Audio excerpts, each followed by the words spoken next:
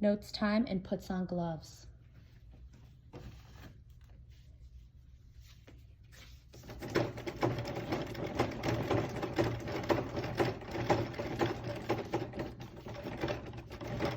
Lowers person to the floor.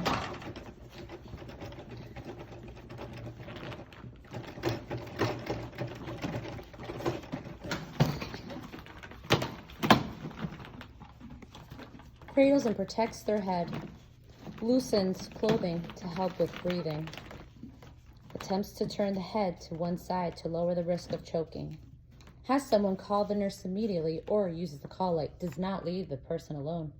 Help, help, somebody call the nurse immediately. I'll get the nurse, thank you. Moves furniture away, prevents injury. If a pillow is nearby, places it under the head.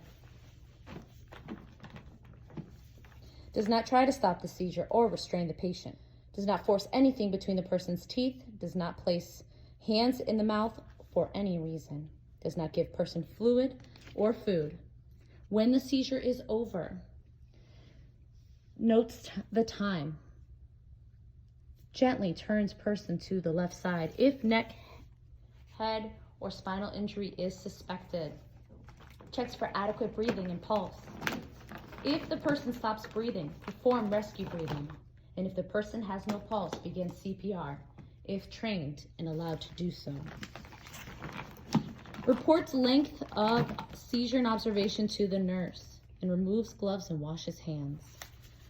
Questions that will be asked will include: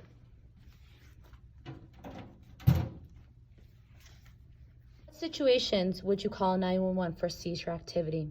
If it's their first seizure, prolonged seizure greater than 5 minutes, clusters of seizures without return to baseline in between 2 or more within 5 minutes, seizures with vomiting or when underwater, any seizure in pregnancy, and diabetes, hypoglycemia. Those are the situations that you would call 911 for seizure activity.